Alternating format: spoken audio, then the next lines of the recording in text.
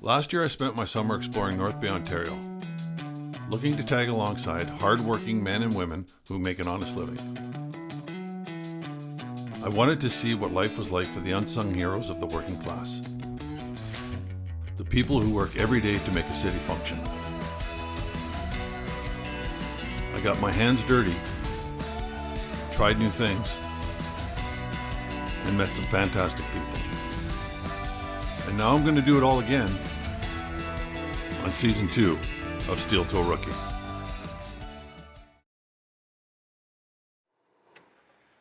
Hi everyone, welcome back to Steel Toe Rookie. We're down at the North Bay Fire Department, and today we're going to learn about the art of firefighting.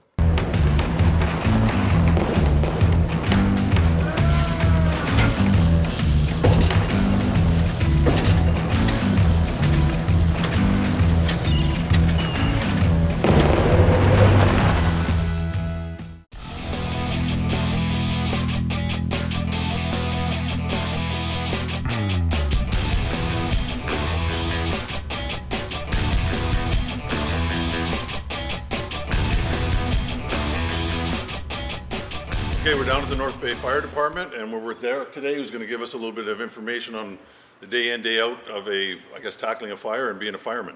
Yeah. So thanks for being with us, Derek. How did you come about joining the fire department? Well, it's a long road to get on. It's not easy. You got 4 years university after high school, degree in fire sciences, and then 4 years volunteer department and countless volunteering hours, and then apply to a bunch of different places trying to get on. It's really got to be something that you really want to do. Right. You're really dedicated if you're gonna try and get in. But it's really rewarding. Really great job. The people out there might want to know what is your, are you 8 to 5 Monday to Friday, or what is what is the schedule? Yeah. So we do 24-hour shifts here in North Bay. So a lot of departments have adopted that. So we're 24 on, generally 2 off, 24 on. 24 hours up can be. Can be pretty taxing, but then you have your recovery time 2 days in between, right? So you can bounce back. And we have obviously you have downtime in between, and if you're not busy, you're checking trucks, doing inventory, training, cleaning the halls, doing community work and stuff like that. So. Now, do you have a family? Do you have kids? No, I got one on the way. On the way? Yeah. I would just imagine that. Although maybe good because you get your 2 days off, but that might be stressful for your day on. Sure, some days you get home the next day and you're just it's shift work, right? So you might just be dead to the world the next day, or you're good to go, depending on what you're dealing with at work. And we're gonna take you through a couple scenarios today of stuff that we do here. Okay. Stuff that we train on fairly often. So we're gonna we'll go through a search and rescue scenario. We'll take you up and down a high rise, kind of a regular high rise type of call that we'll have. We'll show you a dummy drag, and then maybe we'll take you over and do some auto extrication as well. Throw our boots on first. Did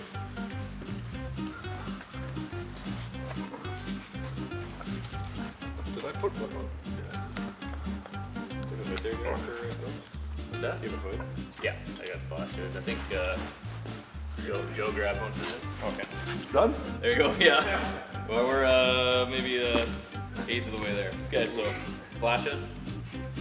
Throw that on. So this is what's gonna come up over your mask later before you put your helmet on. Obviously protect your neck and everything. So let's pull that down right now.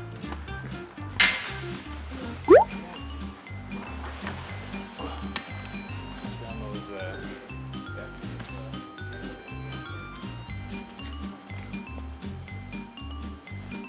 You always want to loosen all your stuff when you're taking off, so that next time you put it on, obviously. Right.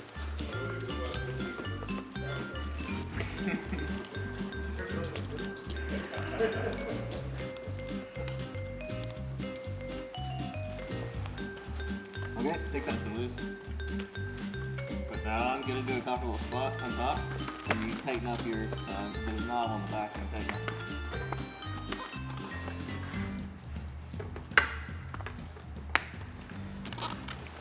Do you still do this? So we'll go up. So anything under 6 stories generally, you gotta take the stairs. So Am I on a timer here? Do I got to do this on a certain thing? God. We'll just take like we'll just take a look here, a quick walk up the stairs. Get you up to like a working.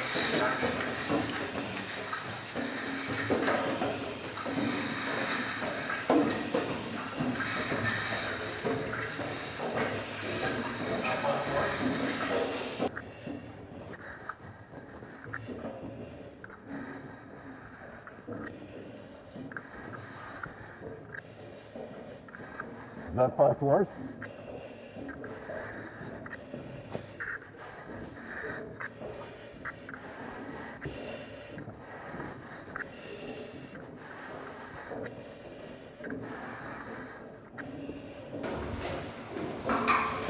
Extra weight, right? And then you restrict your breathing about a minute. Woo! Fail. Oh my gosh.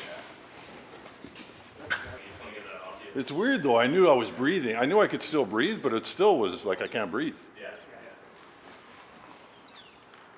Okay. Okay, so what are we doing then? All right. So we're just going to simulate doing a drag of an unconscious victim here. So we've got our dummy here. He's 175 pounds, and I'll show you the best technique for picking him up. Okay. So, squat down, use your legs. Up high. The higher you get him, the easier it is to carry. Okay. So we're just going to walk back.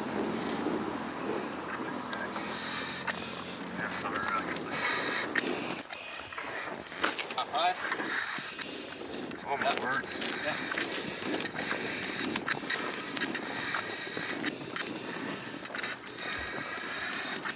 All right.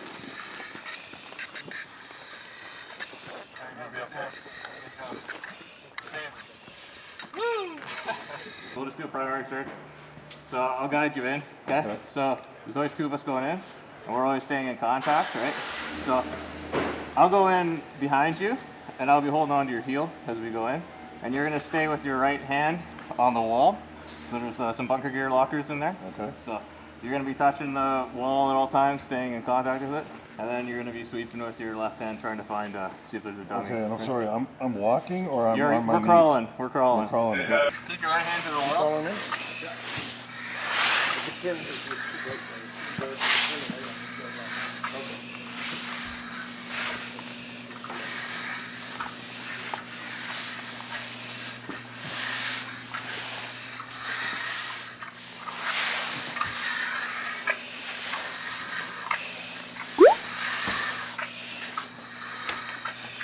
Okay, nobody over here?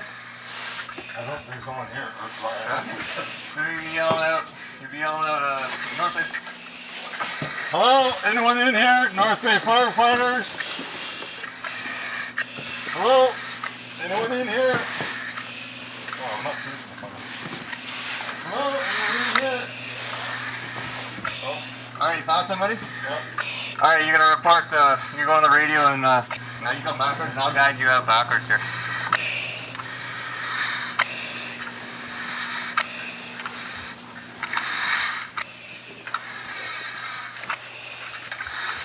There you go, now we pass them off to paramedics, so you can put it down.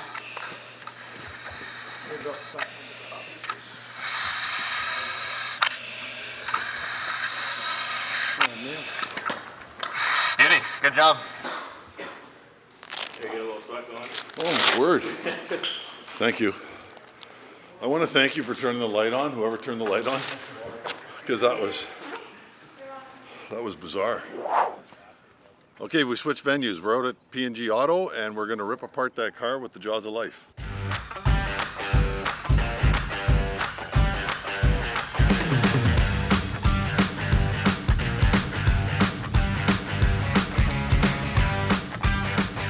I really say that I'm conflicted about this because I think that I'm really looking forward. I think this will be neat. But obviously, when this stuff is being used, it's for a purpose, and the purpose is normally not for fun. You know, it's usually a dangerous situation or someone's hurt. So I will say that I'm looking forward to it for I guess the fun of it, but on the same side I'm recognizing that it's not normally for fun. Yeah. It's downward angle. And so trying to spread it out.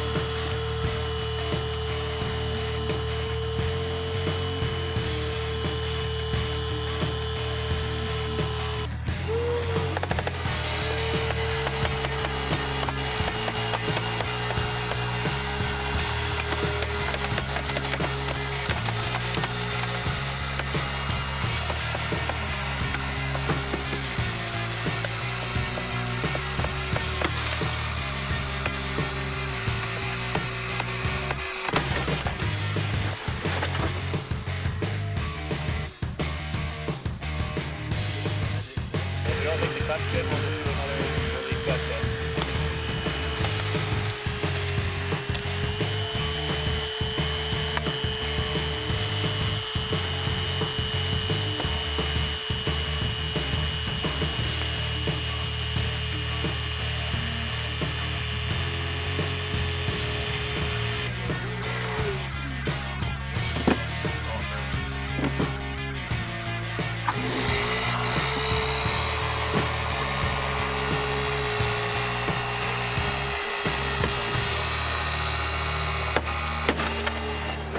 Now hit the first lower, get that bottom joint.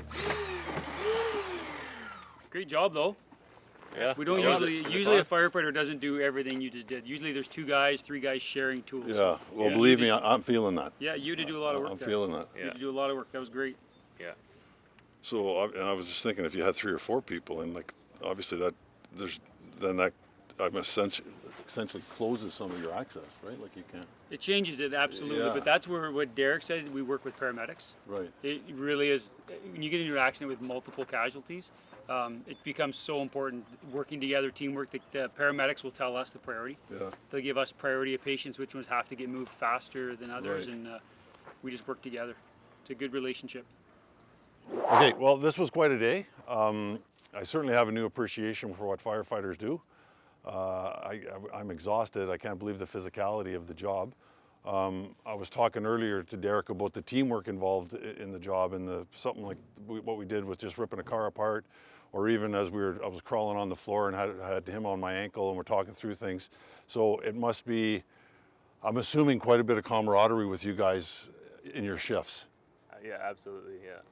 Yeah, a lot of teamwork. Everything we do is we have operational guidelines and procedures. It's very tactical. Like everyone has their role and they know what they need to do for us to accomplish the overall goal. Right. Now, do you guys, like, will you be on this same shift for the rest of your life with this? I shouldn't say the rest of your life, sorry, but Yeah. for the rest of your career with these guys, or do you guys switch with other guys? Yeah. So generally, you're on the same platoon for the year, like annually, and then we switch up. We do a draft in North Bay, so we get to sort of based on seniority. You can kind of pick your positions depending, and you might have a whole new crew next year, or get put in a certain position because of a promotion if you get promoted to captain, or vice versa. Right. Yeah. Now, being in North Bay, I'm certainly aware that you guys do a lot of volunteer work. I see your trucks maybe somewhere where the kids are around and they're crawling all over it and whatnot. I know you guys do the pumpkins for Halloween. That the kids, I mean, I brought my kids down for that when they were younger. You guys want to talk about a little bit about the volunteer work you do in North Bay? Yeah, absolutely. Yeah, so we actually all have a percentage of our each check that goes straight to our charities committee, and then we do all sorts of fundraisers, and we're constantly doing charities. That we have a committee that goes through our association, and we work with we do like Hands, One Kids Place, all sorts of different organizations, Gathering Place. Right. We're involved in anything we can get involved in. We try to be in. So, Right. Yeah. Well, on behalf of someone that lives in the North Bay area, I want to thank you for all your work, Yeah, no, all your thanks a lot. volunteer work, and certainly I feel safe. It was great having you. Thanks so it was much. Lots of fun. Yeah. Okay, you probably heard a lot of voices and saw a lot of bodies today, so we were fortunate to be joined by this platoon of the North Bay Fire Department that helped us out. And we would like to see you next week on Steel Toe Rookie.